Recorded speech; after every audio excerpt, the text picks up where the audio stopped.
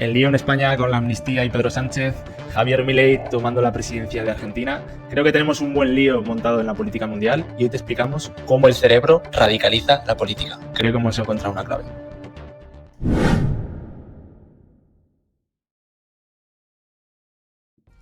Bueno, Osman, prepara para que nos caigan hoy unas cuantas collejas aquí en YouTube, porque hoy vamos a tocar un tema que siempre hables donde hables con tus amigos, con tu familia, con donde sea, acabas discutiendo, que es la política. Totalmente. Siempre se dice que en la mesa no se habla ni de sexo, ni de economía, ni de política, ni de religión. Así que bueno, ya hemos abordado prácticamente todos los temas de allí. ¿Qué nos queda? Pues nos queda la política, así que vamos a por ello. Total, además estamos ahora en una época justo con España súper caldeada, con la nueva entrada de Pedro Sánchez. En Argentina tenemos ahí ese cambio radical con Javier Milei, que está la gente expectante a ver qué va a pasar.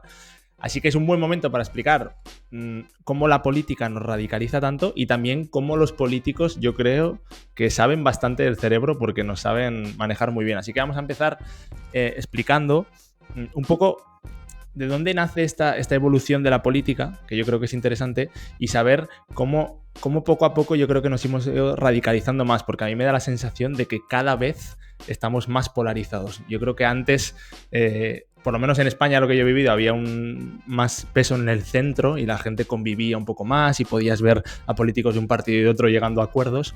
Hoy parece casi como que imposible, cada vez todo más crispado, más caldeado. ¿Por qué?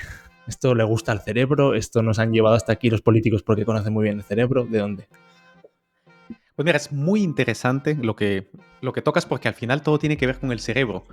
Y no lo digo simplemente por meterlo con calzador en el tema, sino que es verdad. Por ejemplo, ahora mismo estamos viviendo lo que ya filósofos y filósofas de principios del siglo XX empezaron a predecir lo que iba a pasar o empezaron a escribir al respecto, ¿no? O sea, empezaron a poner en el centro la mente, el cerebro de las personas y cómo explotar el mecanismo de la atención. Ya la economía y la política de la atención ya empezó en el siglo XX a poner sus bases y ahora lo que estamos viendo son sus efectos. Específicamente, llegó un punto en el que políticamente ya simplemente vender una idea fácil, sencilla, directa, edulcorada no es suficiente. ¿Y por qué no es suficiente?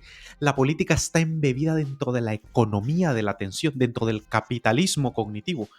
Debe de competir contra Netflix, debe de competir contra Instagram, debe competir contra TikTok, contra YouTube, debe Snapchat, etcétera, con cada nueva tecnología que mantiene captada la atención. No solo es utilizarla para fines políticos, sino que competir contra otro tipo de contenido que también capta nuestra atención. Entonces hemos entrado literalmente en un círculo vicioso en este caso, en el que la moneda por la que estamos peleándonos es la dopamina de nuestro cerebro para poder captar esa atención, generar una emoción y que cada vez cuesta más. Es decir, sorprenderte, Ignacio. Tú cada vez que ves algo, es más difícil sorprenderte. Con lo cual, los políticos deben de recurrir a discursos cada vez más radicalizantes, más radicalizados, más polarizados, para poder levantar más ampollas, para generar más atención, para generar más emoción, para generar más contraste. De lo contrario, quedarían en la nada. Y si vemos que ahora mismo cada vez se toman decisiones en ese mismo orden, el problema es que no se circunscribe a la campaña, Ignacio. O sea, ahora los políticos están haciendo campaña con sus decisiones todo el tiempo. Los movimientos sociales ya están hartos de la medianía y se polarizan totalmente. Mira, por ejemplo, lo que está sucediendo con todo lo que tiene que ver con la identidad de género. En Canadá, en Europa, en Estados Unidos, en todo el mundo desarrollado, que tiene un mayor desarrollo económico y social. Ya no sabemos qué hacer, ya no sabemos qué decir. Todo no, el lenguaje inclusivo, hasta dónde llega la inclusión y comienza a ser perverso para limitar las libertades individuales de los que no tienen la suficiente práctica para hablar de qué manera. El espectro, qué es política, qué es economía, qué es izquierda, qué es derecha, qué es liberal, qué es conservador, qué es progresista, qué es... ya las etiquetas, esas ya no tienen el mismo significado que antes. Ahora lo que importa es captar la atención. Entonces, el por qué estamos tan polarizados, Ignacio, es porque es la única manera que ahora tenemos de poder competir en el mercado de las ideas. Entre más radical, más exasperante y más extrema sea, mejor.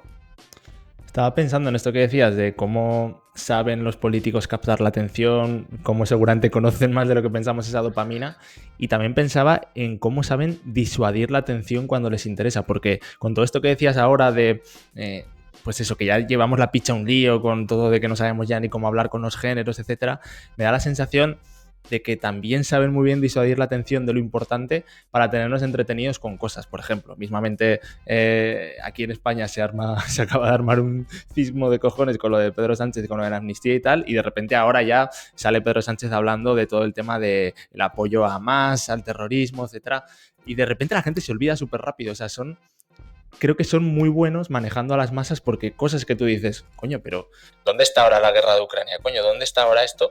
Saben perfectamente llevar tu atención a lo que les interesa, para a lo mejor por debajo estar tapando algo que saben que no les interesa que tu atención esté ahí, porque si no, vas en su contra. Totalmente, totalmente. Además, y no diré en defensa, sino que siempre digo la siguiente frase: se explica pero no se justifica. No les queda otro recurso, Ignacio, es que no queda de otra. Es decir, si realmente tú abordas los problemas importantes, es que no tienen fácil solución. ¿Qué vas a decir, por ejemplo, ahora mismo que el Banco Central Europeo está imprimiendo dinero y que está devaluando absolutamente todo lo que el esfuerzo que estamos teniendo todos en la comunidad euro? ¿Cómo resuelves eso? Ningún país por sí mismo tiene la capacidad de hacerlo. Hay una entidad supranacional, continental, que es la que se encarga de eso. Démosle patada para adelante. Las pensiones, démosle patada para adelante. La pirámide poblacional, la inmigración, démosle patada para adelante, porque es que ¿cómo resolvemos esto? Mejor centrémonos en la pornografía emocional de ver a una persona de raza negra intentando cruzar la barra de Ceuta y Melilla. Respecto a la inmigración, centrémonos en la lucha de clases, lucha de razas, en las diferencias históricas, sociales, políticas y económicas entre los dos fragmentos continentales que están migrando de un lado hacia otro. Eso tiene mucha más chicha, Ignacio. Es decir, va directamente más a la parte del cerebro emocional y va a generar mayor reacción y reactividad, que tú perfectamente, como bien defines, puedas ir navegando y apartando la atención de lo que sí importa, porque de lo que sí importa, en 4 años, 6 años, 8 años, no te va a dar tiempo de resolverlo. Y cuando lo abordas, lo importante, mira el caso de Milei. Milei está abordando temas importantes para Argentina, pero lo está haciendo de una manera en la que realmente él sabe cómo darle a su población. Cuando le entrevistaron de la BBC y le dijeron, oye, ¿por qué crees tú que realmente tienes tan atractivo para la Argentina? Y dice, bueno, en primer lugar, soy exjugador profesional de fútbol. Luego, he sido cantante de rock and roll y soy economista. Entonces dice, eso es un perfil, pues muy bien para los argentinos, y además me expreso y no me corto en lo que digo. Y sabe perfectamente qué decir y cómo decirlo, y abordar los temas importantes con unas formas que podemos estar de acuerdo o no, pero es que no importa. El punto es que él se ha hecho lo suficientemente popular, sabiendo que si alguien le ama o le odia, sigue siendo publicidad gratuita. Todo político no le queda otro recurso más que recurrir a ello, Ignacio. Es que si no, se queda en la ignominia total. Cosas importantes, que la primera magistratura del mundo, que es la presidencia de Estados Unidos, lo tenga una persona completamente demenciada, una persona que se pierde, que va tirando en el camino y hay que guiarle. Se pasa a la gente del servicio secreto cuando le dice dónde tiene que cruzar. Ve sus discursos, cada vez no tienen ningún sentido. Acaba de salir de una entrevista con el presidente de China y luego dice que es un dictador. O sea, él cognitivamente tiene un problema del cerebro. Es que este es un podcast acerca del cerebro. Va más allá de la política en este caso. Está alguien en el poder más absoluto de las potencias, una persona que a duras penas puede gobernarse a sí mismo, sus funciones más básicas, como saber dónde está y saber con quién está hablando. Entonces, se quitó a la figura de Trump, que todos pensábamos que estaba de la olla, yo incluido, y luego ponemos a otra persona que sí, que es verdad que es del otro color, pero esta persona sí que ni siquiera sabe en dónde está, ni qué hace allí. Literalmente, ¿no? Literalmente, independientemente de la trayectoria que haya tenido previamente, ahora ya su capital cognitivo no da para poder tomar esas decisiones y fungir en esos cargos. Y los que realmente sí saben cómo funcionan las cosas, como los políticos previamente mencionados, Pedro Sánchez en España, Milei en Argentina, no les queda otra más que abordar los temas, uno, quitando la atención de todo lo importante porque no tiene margen de maniobra para resolverlo, y el otro abordando esos temas de la forma más controvertida posible. A mí me gustaría que nos detuviéramos en el tema, en el caso de Milei, porque como es algo novedoso, creo que es muy digno de estudio, y el tema del hartazgo que yo creo que tiene la gente con los políticos. Pero antes vamos a lo importante, que esto sí que es lo importante, que es nuestra cerebrina diaria.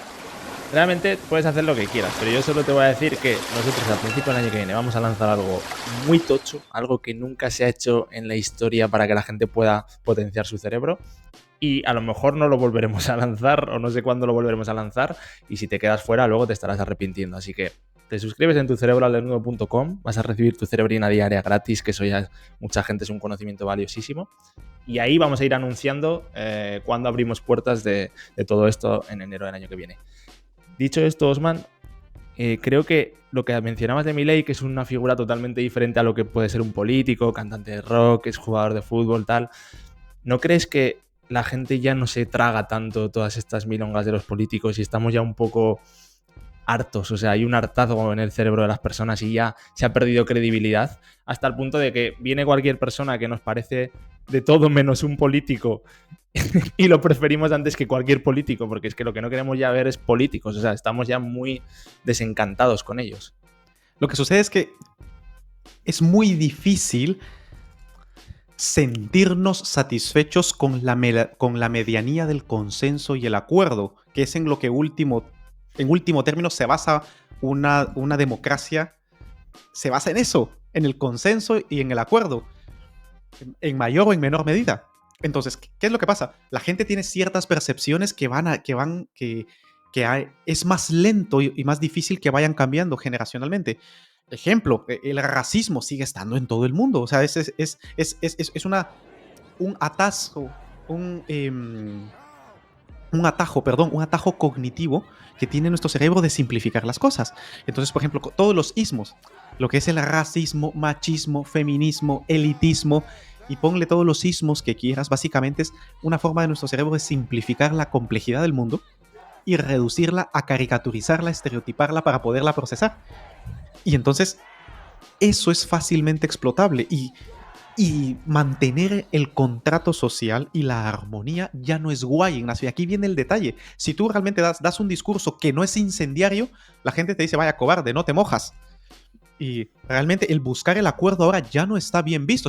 Directamente se te obliga a que tomes una postura entre más extrema mejor, porque si tomas algo conciliador se te dice como que venga, como que no tienes sangre en el cuerpo, como que no tienes vida, como que no tienes una mentalidad propia, ¿no? No tienes una personalidad propia, como que no tienes un sistema de creencias, valores y actitudes propios.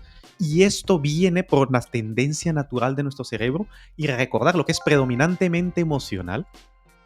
Esto es muy importante, saber de que siempre está proclive a reaccionar emocionalmente.